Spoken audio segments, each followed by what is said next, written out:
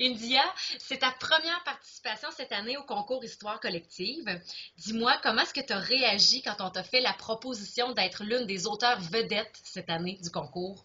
Ben, j'étais vraiment contente, surtout que c'était la deuxième fois qu'on me le demandait, puis c'était difficile dans mon horaire, donc j'étais vraiment contente, puis j'ai hâte de savoir où est-ce que je vais être pigée, puis qu'est-ce que je vais aller visiter, quelle école je vais aller visiter. Oui, parce que toi, cette année, tu es l'une des deux auteurs qui allait faire un atelier dans l'école gagnante. Ouais, c'est ça.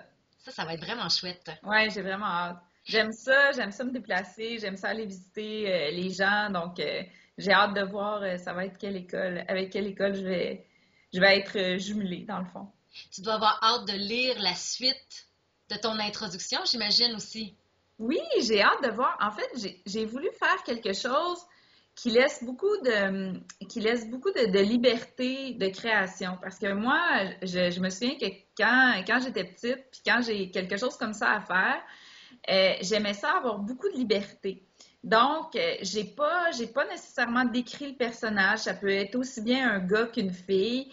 Et j'avais envie de laisser quelque chose de mystérieux que tu peux partir autant sur une histoire fantastique que sur une histoire très réaliste, sur une histoire drôle comme sur une histoire triste. Moi-même, j'ai comme plein d'idées dans ma tête de ce qui pourrait se passer, là, tu sais. Donc, pour moi, c'était important de faire une intro qui laissait énormément de liberté à l'auteur. Euh, et puis, j'ai hâte de voir comment ça va inspirer les jeunes auteurs. Est-ce que tu aurais des conseils justement à donner aux jeunes auteurs pour la rédaction de leurs histoires? Ben, laissez-vous aller, sentez-vous libre, laissez aller votre imaginaire, tu sais, écrivez quelque chose que vous avez envie de raconter, soyez votre premier public. Moi, je pense que ça, c'est le meilleur conseil quand on écrit.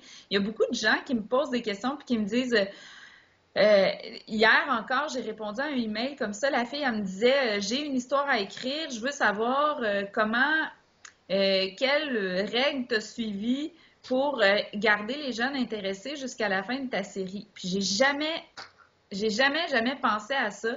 J'ai écrit une histoire qui sortait de mon cœur avec beaucoup d'empathie. Moi, Aurélie Laflamme, c'était sur l'adolescence, puis je voulais avoir de l'empathie pour les jeunes par rapport à ce que moi j'avais déjà voulu. Fait que j'ai donné quelque chose que j'avais envie de recevoir à cette époque-là. Mais je pense que quand on raconte une histoire, il faut qu'on soit notre premier public, il faut qu'on soit la personne qui aurait aimé se faire raconter cette histoire-là, soit dans notre présent, soit dans notre passé, soit dans notre futur, mais je pense qu'il faut qu'on soit la première personne à être intéressée par l'histoire et à se dire ah, j'ai-tu quelque chose d'intéressant, j'ai-tu envie de me réveiller le matin puis d'être dans cet univers-là. Wow! Donc, soyez votre premier public, soyez la personne qui est en haleine dans votre histoire.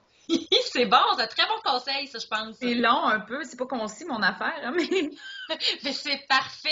Je suis certaine que ça va inspirer pas mal, pas mal, pas mal de jeunes partout à grandeur du Canada. Dis-moi, India, qu'est-ce qui, toi, t'a amené à devenir écrivaine?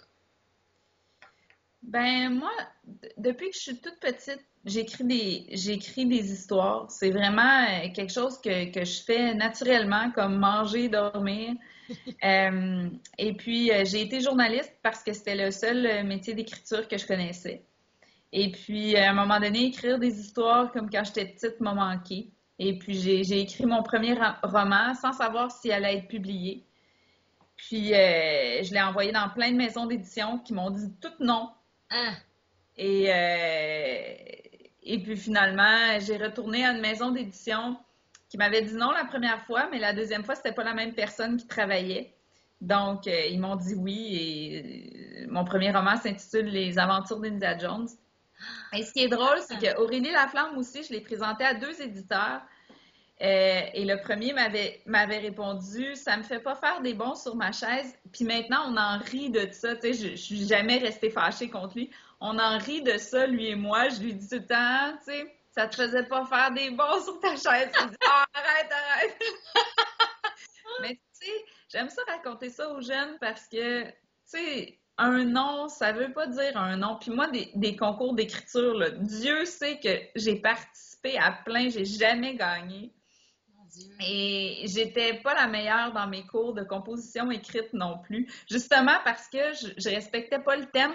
Je pense que c'est pour ça que dans mon intro, j'ai fait quelque chose de très, tu sais, qui peut partir sur toutes sortes de directions parce que moi, je respectais pas les thèmes, tu sais, je changeais tout, là, tu sais, comme, il fallait partir sur quelque chose, puis moi, je partais sur complètement autre chose. Je faisais juste m'en servir comme, tu sais, une suggestion, finalement.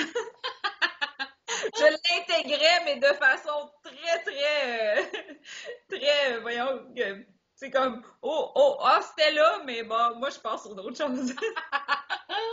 Ben, je trouve que c'est super inspirant ce que tu dis là parce que, en fait, il faut pas s'arrêter finalement. Faut continuer à croire en soi puis à persévérer. Puis on sait jamais où ça peut nous mener. Puis ça peut nous mener tellement plus loin finalement que ce qu'on aurait pensé au départ. Je pense que c'est ça le message que tu laisses aux jeunes aussi beaucoup. Oui, mais en même temps, je fais attention à, tu sais, moi, je fais beaucoup attention à la mode qu'on dit beaucoup, ah, si on persévère, tout est possible, tous les rêves sont possibles. Moi, tous mes rêves n'ont pas été possibles. Puis j'ai persévéré dans plein d'affaires. Mais ma persévérance, c'est juste que ça m'a amené sur le bon chemin. Parce que j'ai persévéré dans des affaires qui avaient des fois pas rapport avec moi. Mais finalement, tu sais, ça m'a amené sur le bon chemin qui était le chemin de l'écriture. Moi, j'avais pas pensé à devenir auteur dans mes choix de carrière, puis pourtant, c'est ce que je faisais depuis que j'étais toute petite.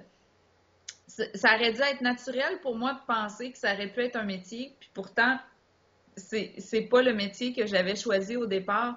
Donc, j'ai persévéré dans justement plein de choses qui se sont pas concrétisées jusqu'à temps que finalement, tu sais, moi, je trouve que ce qui est important, c'est d'être capable de renouveler ses rêves, tu sais. J'ai un rêve, je persévère dedans, puis si ça fonctionne pas, ben, coudonc, je vais en essayer un autre. Moi, j'ai toujours été comme ça. J'avais la capacité de me dire, bon, ben, coudonc, ce rêve-là, je vais le mettre de côté pour l'instant, ça semble pas, ça semble pas aller super bien là-dedans. Je vais en essayer un autre. Fait que, donc, c'est ça. Puis j'ai eu plein de surprises aussi là-dedans. Puis ça m'a appris à connaître qui j'étais, d'essayer tout plein de choses. Hmm. Ben, je te remercie beaucoup, India. Je pense que ça va être une source d'inspiration pour pas mal de jeunes. Ben, bonne écriture, puis laissez-vous aller, amusez-vous.